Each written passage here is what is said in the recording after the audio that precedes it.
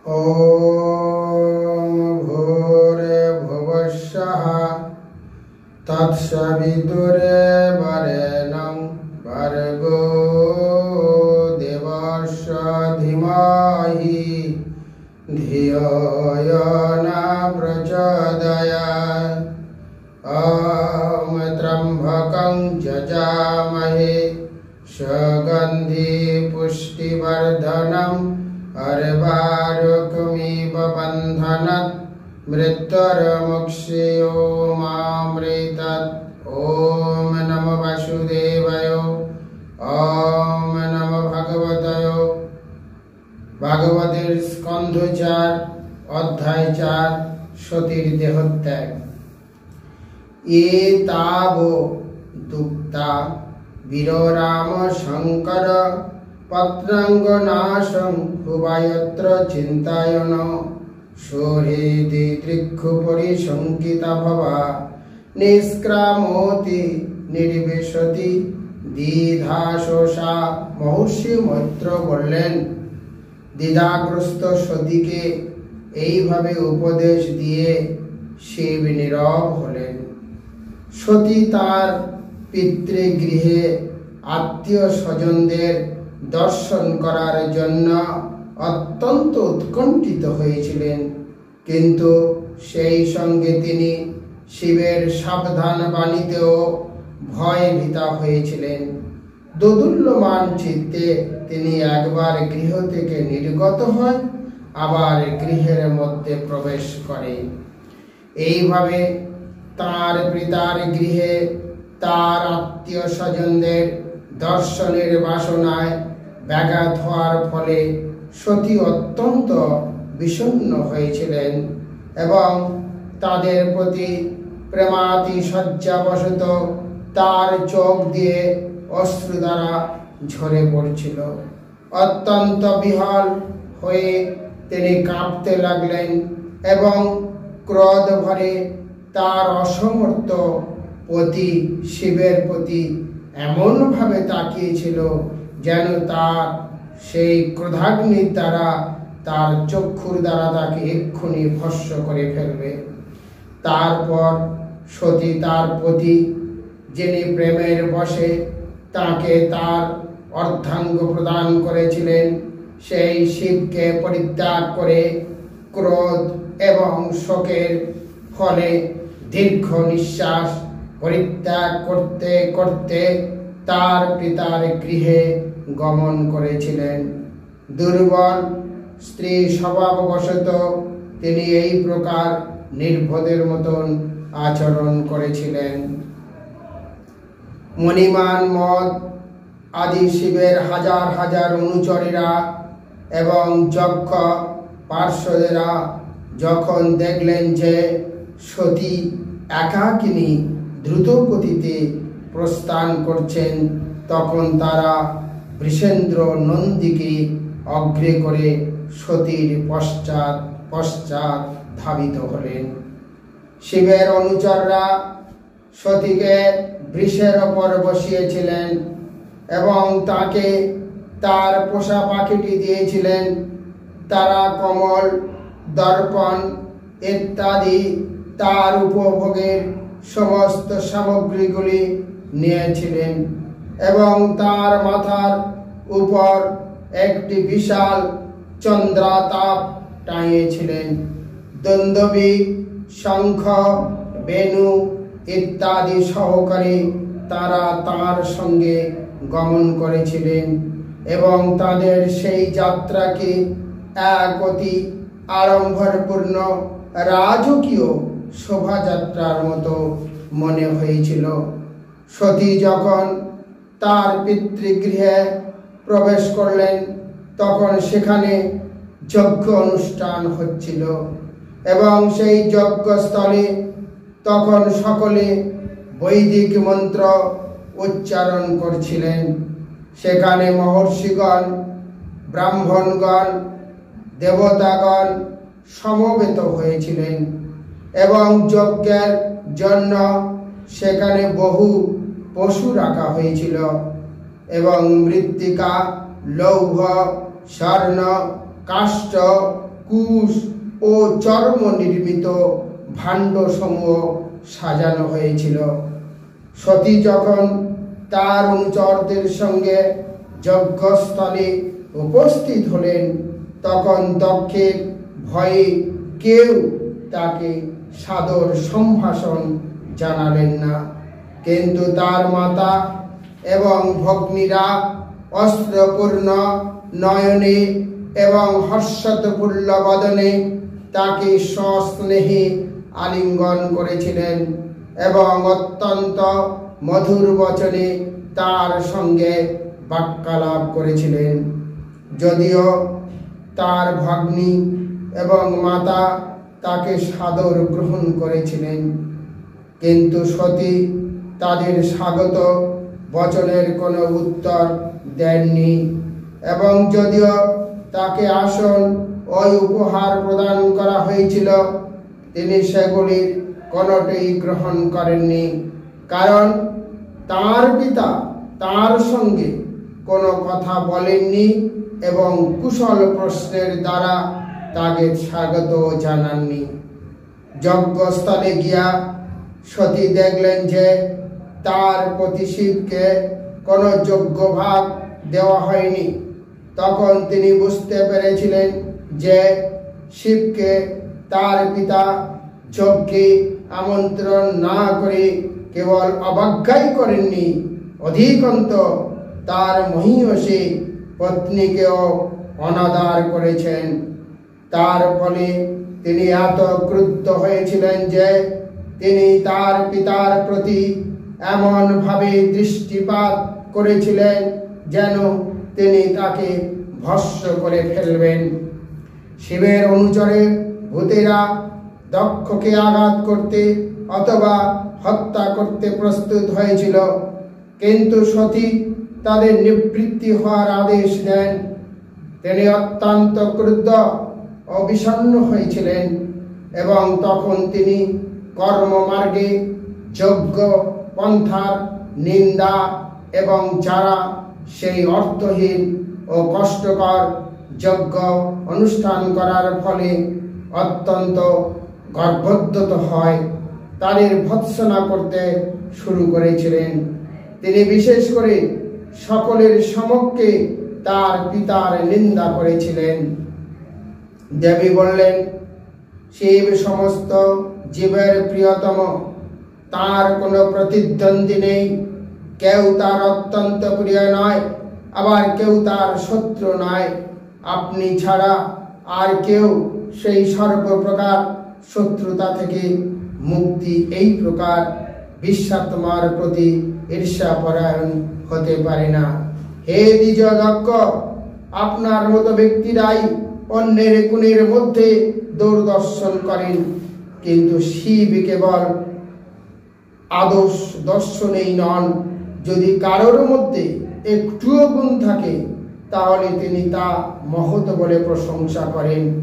দুর্ভাগ্যবশত আপনি সেই প্রকার একজন মহাত্মার দোষ দর্শন করেছেন, যারা নশ্বর জড় দেহটিকে আত্মা বলে মনে করে।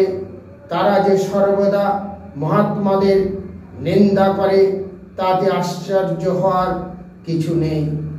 জড় বিষয়ে আসক্ত ব্যক্তিদের এই প্রকার ঈর্ষা অতি উত্তম, কারণ তার ফলে তারা অধঃপতিত হয়। মহাপুরুষদের পদরেণুসমূহ তাদের তেজ নাশ করে। সতী বললেন, হে পিতা, দুই অক্ষর সমন্বিত যার নাম উচ্চারণের ফলে সমস্ত পাপ বিনষ্ট হয় এবং মানুষ পবিত্র হয়, যার আদেশ কখনো লঙ্ঘন করা যায় না, সেই শিবের প্রতি বিদ্বেষ ভাবাপন্ন হয়ে আপনি ঘোরতম অপরাধ করেছেন। শিব সর্বদাই পবিত্র এবং মঙ্গল স্বরূপ এবং আপনি ছাড়া আর কেউ তার প্রতি দ্বেষ করেন না। আপনি যদি সেই শিবের প্রতি হিংসা করেছেন, যিনি ত্রিভুবনের সমস্ত প্রাণীদের বন্ধু, তিনি সাধারণ মানুষদের সমস্ত বাসনা পূর্ণ করেন এবং যারা ব্রহ্মানন্দ রূপ অমৃতের অন্বেষণে তার শ্রীপাদ পদ্মের ধ্যান করেন, সেই সমস্ত মহাত্মাদেরও তিনি কৃপা করেন। আপনি কি মনে করেন যিনি শ্মশানে পিশাচদের সঙ্গে থাকেন, যার জটাজু তার সারা শরীরে বিক্ষিপ্ত, যার গলায় মুন্ডমালা এবং শ্মশানের ভস্য, যার সর্বাঙ্গে লিপ্ত শিব নামক সেই অশিব অমঙ্গলজনক ব্যক্তিটিকে আপনার থেকে অনেক বেশি সম্মানিত ব্রহ্মা আদি দেবতাগণ জানেন না। তার এই সমস্ত অশুভ গুণ থাকা সত্ত্বেও ব্রহ্মার মতো মহাপুরুষেরা গভীর শ্রদ্ধা সহকারে তার শ্রীপাদ পদ্মে নিবেদিত পুষ্প মস্তকে ধারণ করেন। সতী বললেন, যদি কোনো দায়িত্ব জ্ঞানহীন ব্যক্তি ধর্মরক্ষক প্রচুর নিন্দা করে, তাহলে ভৃত্যের কর্তব্য হচ্ছে তাকে দণ্ডদান করতে সমর্থ না হলে তার কান আচ্ছাদন করে সেখান থেকে চলে যাওয়া। কিন্তু তিনি যদি মারতে সক্ষম হন, তাহলে বলপূর্বক সেই নিন্দুকের জিহ্বা ছেদন করা উচিত অথবা তাকে বধ করা উচিত, তারপর নিজের জীবন ত্যাগ করা উচিত। তাই আমি আর এই অযোগ্য শিবের শরীর ধারণ করব না, যা আমি আপনার কাছ থেকে প্রাপ্ত হয়েছি, কারণ আপনি শিবের নিন্দা করেছেন। কেউ যদি ভ্রান্তিবশত কোনো বিষাক্ত খাদ্য ভক্ষণ করে ফেলে, তাহলে তা বমন করাই তার নিরাময়ের শ্রেষ্ঠ উপায়। অন্যের সমালোচনা না করে নিজের কর্তব্য কর্ম সম্পাদন করাই শ্রেয়। অতি উচ্চ স্তরের পরমার্থবাদীরা কখনো কখনো বেদের বিধি নিষেধ লঙ্ঘন করেন, কারণ তাদের সেইগুলি অনুসরণ করা আবশ্যকতা হয় না। ঠিক যেমন দেবতারা অন্তরিক্ষে বিচরণ করেন, কিন্তু সাধারণ মানুষেরা ভূপৃষ্ঠে ভ্রমণ করে। বেদে দুই প্রকার কর্মের নির্দেশ রয়েছে, বিষয়াসক্ত ব্যক্তিদের জন্য প্রবৃত্তি মার্গ এবং বিষয় বিরক্ত ব্যক্তিদের জন্য নিবৃত্তি মার্গ। এই দুই প্রকার কর্ম অনুসারে ভিন্ন লক্ষণ সমন্বিত দুই প্রকার মানুষ রয়েছে। যদি কেউ একই ব্যক্তিতে দুই প্রকার কর্ম দেখতে চান, তাহলে পরস্পর বিরোধী হবে। কিন্তু যিনি চিন্ময় স্তরে অবস্থিত, তিনি এই দুই প্রকার কার্যকলাপই উপেক্ষা করেন। হে পিতা, আমাদের কাছে যে ঐশ্বর্য রয়েছে তা আপনার এবং আপনার তোষামোদকারীদের কল্পনারও অতীত। যারা মহান যজ্ঞ অনুষ্ঠান করে সকাম কর্মে প্রবৃত্ত হয়, তারা কেবল যজ্ঞান্ন ভোজন করে তাদের দেহের আবশ্যকতাগুলি চরিতার্থ করার ব্যাপারে মগ্ন থাকে। কিন্তু আমরা কেবল ইচ্ছার দ্বারা আমাদের ঐশ্বর্য প্রদর্শন করতে পারি। বিষয়ের প্রতি অনাসক্ত আত্মা তত্ত্ববেত্তা মহাপুরুষেরাই কেবল সেই প্রকার ঐশ্বর্য লাভ করতে পারেন। আপনি শিবের চরণ কমলে অপরাধ করেছেন এবং দুর্ভাগ্যবশত আমার এই শরীর আপনার থেকে উৎপন্ন হয়েছে। আপনার সঙ্গে আমার এই দৈহিক সম্পর্কের ফলে আমি অত্যন্ত লজ্জিত। মহাপুরুষের চরণ কমলের প্রতি অপরাধী ব্যক্তির সঙ্গে সম্পর্কের ফলে আমার এই দেহ দূষিত হয়েছে বলে আমি নিজেকে ধিক্কার দিই। শিব যখন আমাকে দাক্ষায়ণী বলে সম্বোধন করেন, তখন আপনার সঙ্গে আমার সম্পর্কের কথা মনে হলে আমি অত্যন্ত বিষণ্ণ হই এবং আমার আনন্দ ও হাসি তৎক্ষণাৎ অদৃশ্য হয়ে যায়। একটি থলির মতো আমার এই দেহটি যে আপনার থেকে উৎপন্ন হয়েছে, সেই জন্য আমার অত্যন্ত দুঃখ হয়। তাই আমি এই শরীর ত্যাগ করব। হে শত্রু সংহারক, যজ্ঞস্থলে তার পিতাকে এইভাবে বলে সতী উত্তরমুখ হয়ে ভূমিতে উপবেশন করেছিলেন। গৈরিক বসন পরিহিতা সতী তারপর জল স্পর্শ দ্বারা নিজে পবিত্র হয়ে চক্ষু নির্মলিত করে যৌগিক পন্থায় ধ্যানমগ্ন হয়েছিলেন। প্রথমে তিনি নির্দিষ্ট রীতি অনুসারে আসনে উপবেশন করেছিলেন এবং তারপর তিনি প্রাণ বায়ুকে ঊর্ধ্বগামী করে নাভি চক্রে সাম্য ব্যবস্থায় স্থাপন করেছিলেন। তারপর তিনি বুদ্ধি সহ প্রাণ বায়ুকে হৃদয়ে এবং তারপর ধীরে ধীরে ফুসফুসে মার্গ থেকে ভ্রুজগলের মধ্যে নিয়ে গিয়েছিলেন। মহর্ষি এবং মহাত্মাদের উচ্চতম শিব যে দেহ অত্যন্ত আদর এবং প্রীতি সহকারে তার কোলে স্থাপন করতেন, তার পিতা দক্ষের প্রতি ক্রোধবশত সেই দেহ ত্যাগ করার জন্য সতী তার দেহের ভিতর অগ্নিময় বায়ুর ধ্যান করতে শুরু করেছিলেন। সতী তার চেতনাকে একাগ্রীভূত করে তার প্রতি জগৎগুরু শিবের পবিত্র চরণ কমলের ধ্যানে মগ্ন হয়েছিলেন। এইভাবে তিনি সমস্ত অনর্থ থেকে মুক্তি হয়েছিলেন এবং অগ্নিময় তত্ত্বের ধ্যান করে প্রজ্বলিত অগ্নিতে তার দেহ ত্যাগ করেছিলেন। সতী যখন ক্রোধবশে তার দেহ ত্যাগ করছিলেন, তখন সমস্ত ব্রহ্মাণ্ড জুড়ে এক সুমহান হা হা রব সমুত্থিত হয়েছিল। সকলেই বলতে লাগলেন, হায় পূজ্যতম দেবতা শিবের পত্নী সতী কেন এইভাবে দেহ ত্যাগ করলেন?